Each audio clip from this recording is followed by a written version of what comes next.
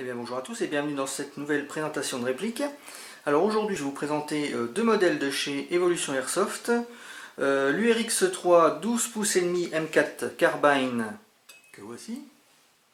Et le modèle LA M4 Carbine AEG que voici. Alors tout d'abord je tiens à remercier Olivier de la boutique Airsoft & Co donc qui me les a prêtés pour que je puisse vous les présenter.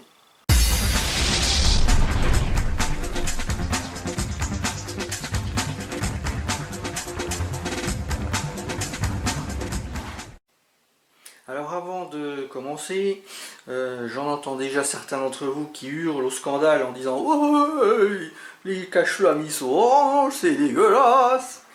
Je vous rassure tout de suite, vous avez des cache-flammes en acier noir à l'intérieur de chaque pack. Donc au niveau du packaging, donc une simple boîte en carton avec le logo Lone Star Tactical et différents logos donc, qui sont partenaires donc, pour la conception de ces répliques. Vous avez ici un visuel donc de la réplique. Donc il s'agit d'un simple sticker avec la référence du produit. Et vous avez également ici quelques informations sur le côté. Donc on peut voir que le corps est en métal, que le chargeur contient 120 billes, que le canon est fait en une seule pièce, que les bearings font 8 mm, que les engrenages sont en acier et que ces répliques ont subi un traitement Cerakote. Donc à l'intérieur vous avez une coque en plastique donc thermoformée avec bien sûr l'emplacement pour la réplique, le chargeur et les différents accessoires. C'est assez épais et puis dans chaque emplacement vous avez des ergots qui permettent de bien maintenir donc chaque élément. Donc au niveau du transport ça a l'air plutôt pas mal.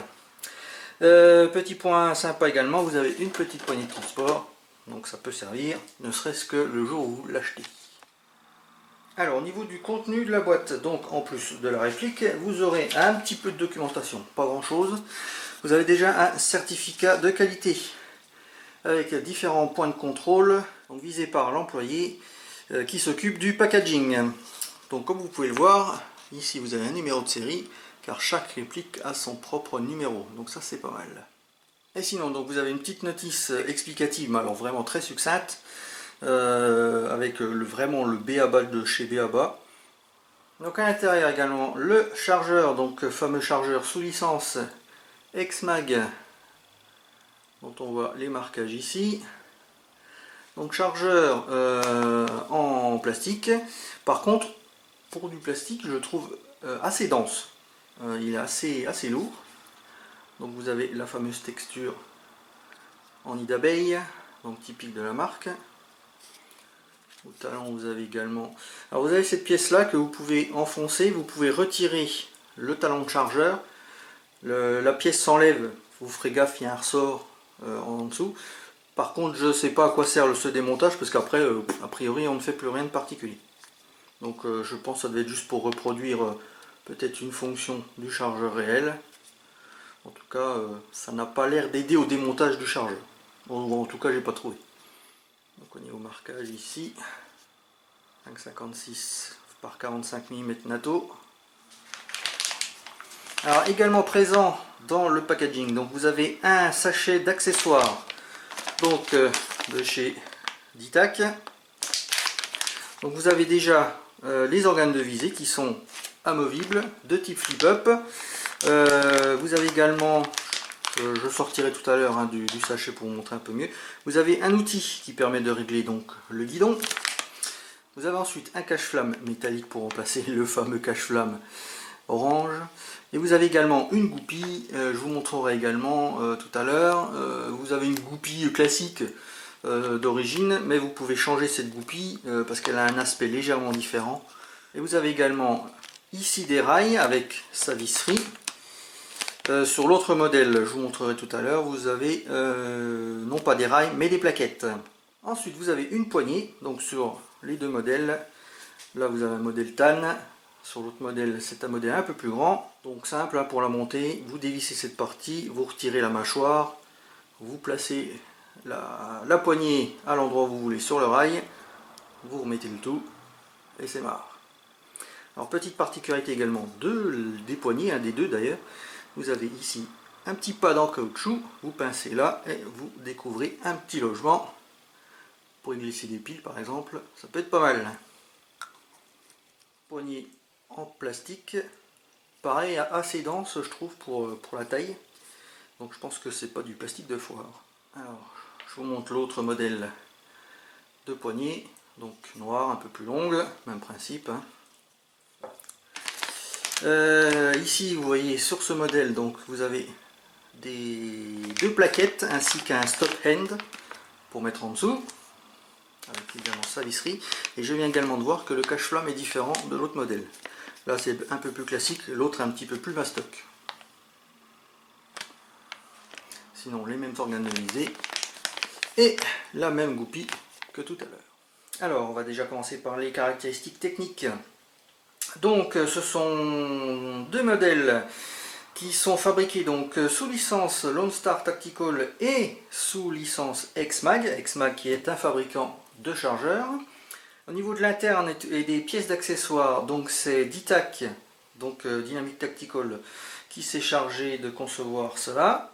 Donc la particularité également de ces répliques, c'est qu'elles ont subi un traitement Cerakote.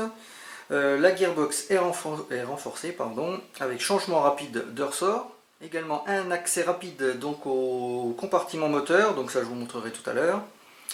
Le canon interne est de 6,01, au niveau puissance on est aux alentours de 330 fps. Le bloc hop-up est type ProWin. Le chargeur contient donc 120 billes, donc c'est un mid-cap, donc je pense qu'il y en a beaucoup d'entre vous qui seront contents. Au niveau du poids, on est aux alentours de, alors suivant le modèle et suivant les accessoires montés, on est entre 2,5 kg et 2,8 kg. Et au niveau de la longueur, on est aux alentours de 800 mm, crosse complètement repliée et 890 mm, crosse dépliée complètement. Bien, alors maintenant revenons un petit peu aux répliques. Donc globalement, hein, les deux répliques se ressemblent, mis à part le garde-main bien sûr qui change.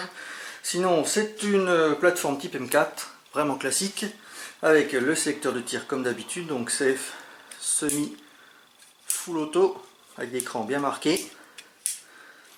Vous avez un ball catch ici qui n'est pas fonctionnel. Vous avez l'arrêteur de chargeur comme d'habitude. Alors au niveau du réglage du hop-up, donc vous avez le faux levier d'armement ici.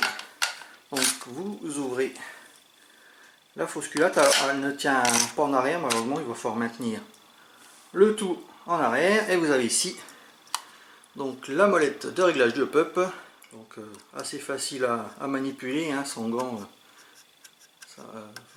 Sans gants ça va très bien, je pense que même avec des gants ça devrait le faire. Vous avez la fenêtre ici, alors par contre elle ne se ferme pas, donc c'est à cause de la pièce ronde qui est ici. Alors c'est réaliste au niveau forme, mais malheureusement on ne peut pas la fermer, donc elle reste ouverte. Alors sur ce modèle-ci, donc vous avez un grand rail Picatinny sur le dessus, fait vraiment toute la longueur, donc bon, vous pourrez monter les deux organes de visée mécanique donc fournis avec. Vous pourrez bien sûr mettre une optique si vous le souhaitez, une aide à la visée style Red Dot. Par contre, pas de rail natif, on va dire, sur ce garde-main. Par contre, sur ce modèle là, vous avez deux rails en plus donc qui est fourni. Et chaque petit rond, vous voyez, qu'il y a ici, c'est un emplacement possible pour mettre les vis. Donc vous pouvez facilement vraiment mettre où vous voulez les rails. Donc concernant les matériaux utilisés, donc alliage d'aluminium donc pour le corps, le garde-main, canot externe, queue de détente, pontet. Les seules parties en plastique que j'ai relevées sont donc le grip et la crosse.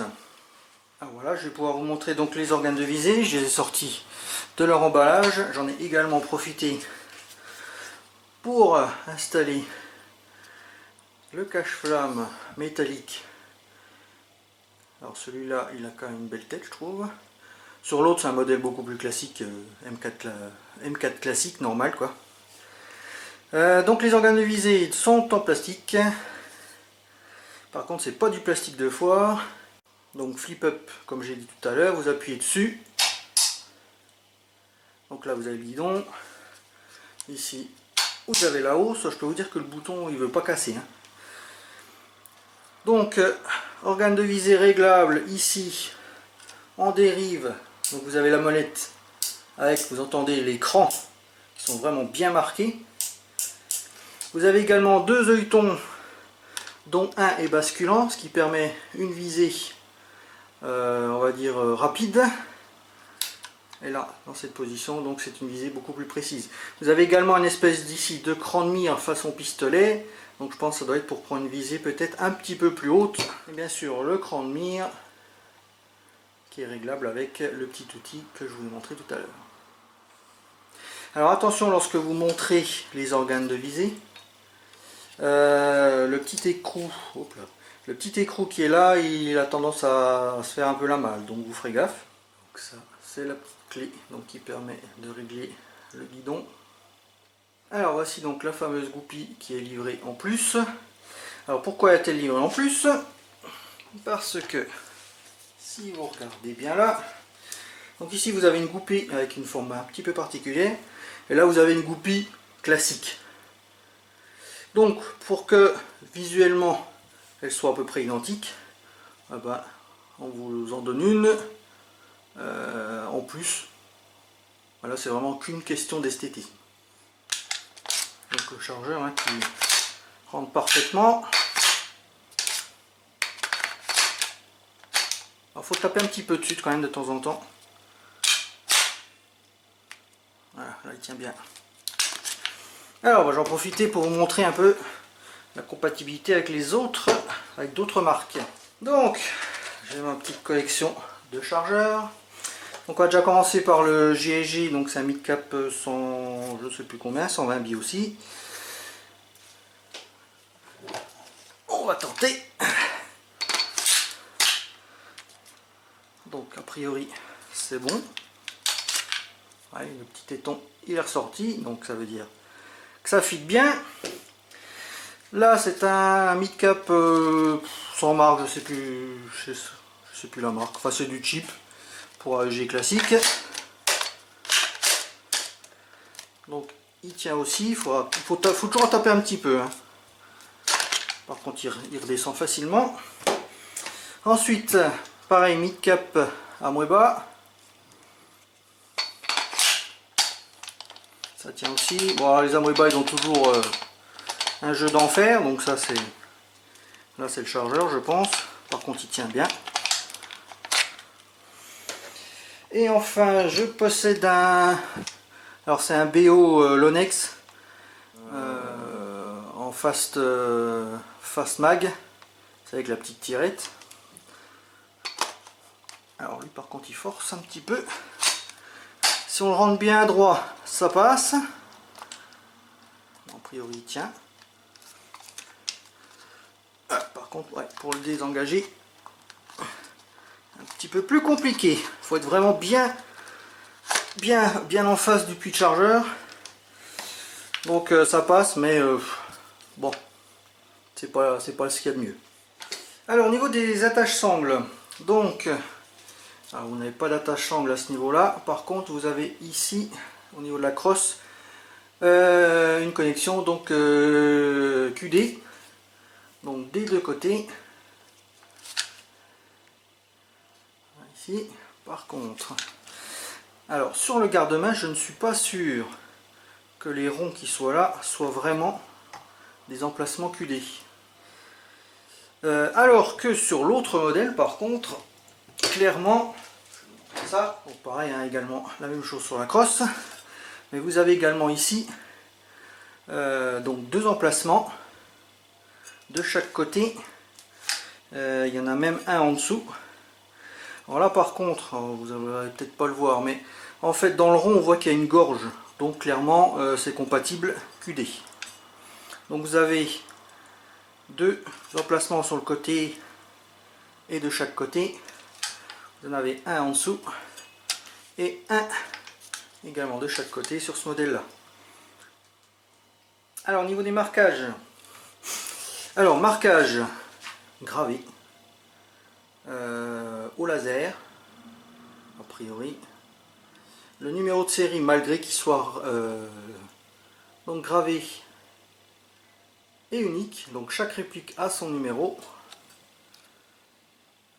Donc là, licence, Lone Star Tactical.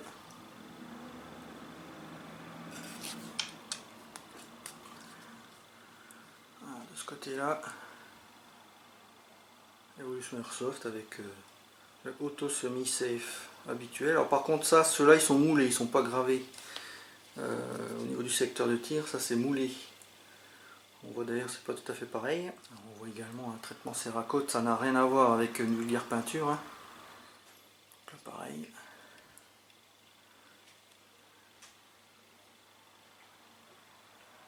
Donc là, vous voyez le numéro, hein, c'est pas le même non plus. 180.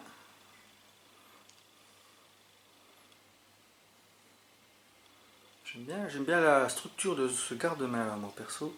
Également une chose que je n'ai pas précisé, donc en fait chacun des deux modèles est décliné en deux couleurs, donc chaque modèle peut être choisi soit en noir, soit en dark earth.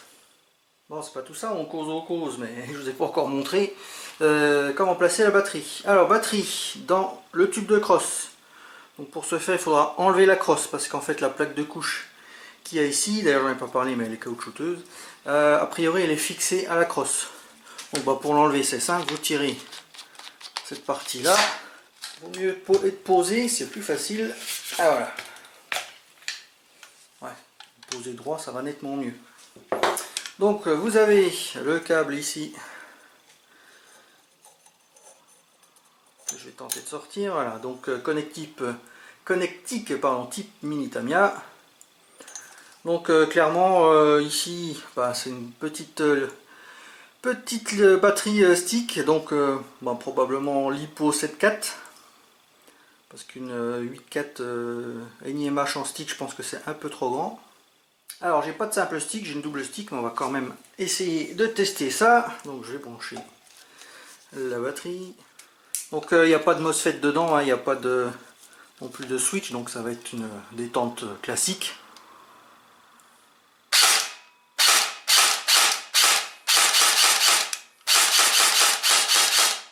Bon, c'est du classique, on va dire AEG.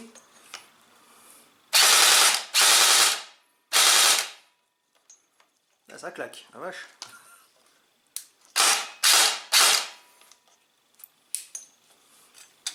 Ouais, bon, fonctionnement classique, normal. Ça vaudrait peut-être le coup de foutre un grizzly là-dedans. Je dis ça, je dis rien. Donc j'ai peut-être pas dit tout à l'heure, si je l'ai peut-être dit finalement. Donc ces répliques bénéficient d'un changement rapide de ressort. Donc pour ce faire, vous avez une vis dans le fond, vous enlevez le tube de crosse et vous avez accès directement donc à l'arrière de la gearbox. D'ailleurs je vais mettre une photo quelque part par là pour vous montrer un peu à quoi ça ressemble une fois que c'est démonté. Donc là c'est vraiment un vrai changement rapide de ressort. Alors ensuite vous pouvez également accéder au compartiment moteur, donc sans outils. Donc vous avez ici, vous voyez, des emplacements de chaque côté qu'il suffit de pincer. Alors un petit peu fort, il faut avoir un petit peu de poigne. Évidemment je ne suis pas gaucher, donc j'y arrive pas. Bon alors je vais prendre l'autre parce que visiblement l'autre j'y arrive pas. Enfin faut dire que bon j'ai des bras en mousse alors forcément. Donc vous appuyez, enfin vous tentez d'appuyer et voilà, là ça s'ouvre. Ensuite vous prenez délicatement cette partie. Et là vous avez accès au compartiment ressort. Donc là du coup c'est la vis de calage du moteur. Alors bon je pense que vous y arriverez mieux que moi parce que on va dire que la fonte et moi ça fait deux. Et ensuite voilà, vous appuyez pour mettre tout en place. Truc sympa aussi, on voit le tube, enfin une reproduction du tube d'emprunt des gaz. Ici l'aide au chambrage qui sert à rien en airsoft mais qui reproduit et qui bouge, c'est toujours sympa. Alors j'ai pas précisé pour le cache-flamme, donc c'est du 14 mm anti-horaire, donc pas de problème éventuellement si vous voulez le changer, mais là ce serait quand même dommage, enfin pour ce modèle là en tout cas, parce qu'il est quand même sympa. Alors par contre il fait son poids, je pense que ça c'est du C'est du vrai acier quoi. Ce que j'ai pas dit aussi, c'est que dans le sachet d'accessoires, donc avec le cache-flamme, vous avez un joint torique qui est fourni. J'aime bien la vente ce garde-main parce qu'il me rappelle un peu le GC16 Predator de chez G&G. C'est un petit peu la mode en ce moment de ce genre de garde-main. Et bien voilà, cette vidéo est terminée, j'espère qu'elle vous aura plu. N'hésitez pas à commenter, liker, à vous abonner comme d'habitude. N'hésitez pas non plus à aimer ma page Facebook Balbuzard90. Je remercie encore Olivier donc, de la boutique Airsoft & Co qui m'a prêté ces deux répliques pour que je puisse vous les présenter. Et sur ce, je vous dis à la prochaine et que l'Airsoft soit avec vous. Ciao!